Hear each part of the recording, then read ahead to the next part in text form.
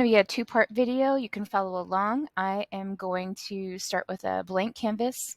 We're going to work on movie clips. So insert a new symbol. I'm going to call it star because I'm going to have multiple movie clips, and my type is a movie clip because that's what we're focusing on right now. And movie clip is something that repeats over and over again. So it just cleared the screen a little bit so I can make a star. I'm going to do something like that. And then it's cleared the screen so I can even animate a little bit. So I want it to sit there for a little bit. I'm going to just pick 20 frames and just insert a keyframe. So its animation isn't anything right now. It just sits there. But all of a sudden, I want it to just twinkle a little bit. And so on frame 21, I'm going to insert another keyframe, make it a little bit bigger, and I'm going to like tilt it a little bit. And I want it to stay like that for one more frame. So I'm just going to insert a keyframe on 22. So if I hit play, it sits there and then it just gets a little bit bigger. So the idea of a movie clip is so that I only have to animate one action and it'll repeat over and over again. So let's see this in work. I'm going to go back to my main scene, which has nothing on it. And I'm going to open up my library. So my library was ready to go. If you don't see your library here in any one of these tabs, you're going to go to Window, Library. And there's my star that I just made, and it has a little movie clip symbol beside it. And so I'm on this layer. There's nothing on the layer. I'm going to go ahead and drag it onto the layer, make it really tiny. And maybe I want a couple of these. So I'm going to drag a couple of them.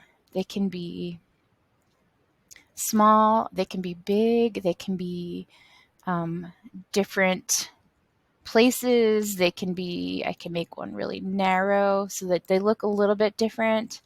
But then nothing happens when I just hit regular play.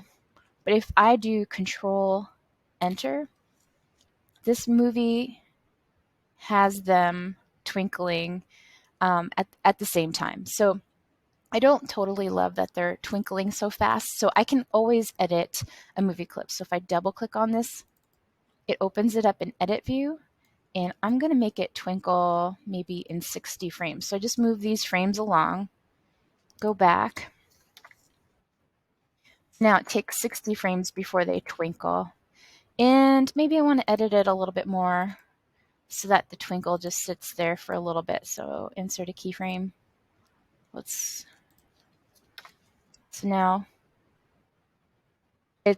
the twinkle is just a little bit different.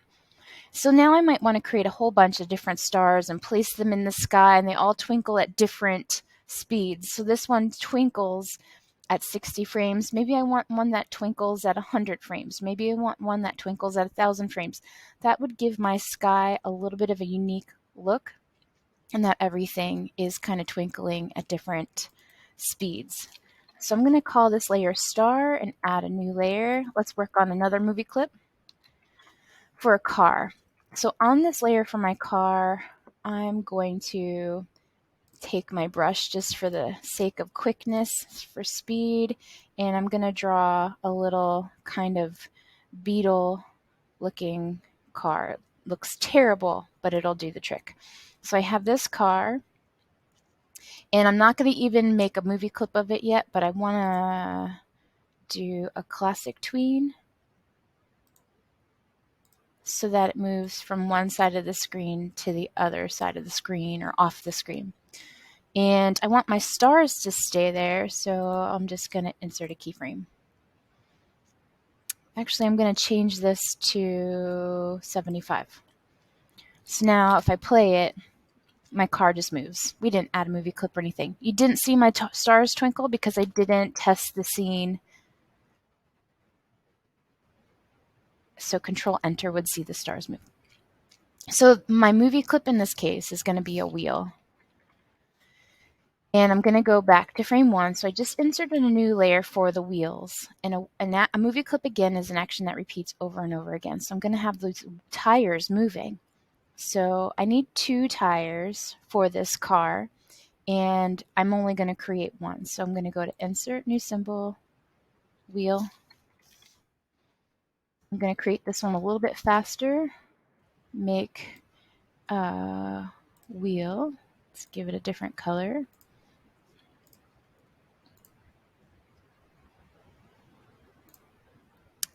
And I also, wheels sometimes are hard to see. So if you rotate a circle, you want to make it like this one's oval instead of, it's not a perfect circle so that you can actually see it spinning. And sometimes if you add off center a little hubcap, that helps too. And I'm just gonna create a classic tween. 30 frames is fine.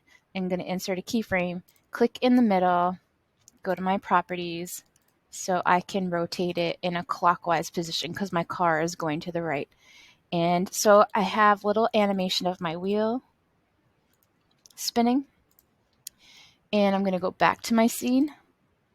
And on my wheel there, from my library, I am going to pull and resize 2 wheels.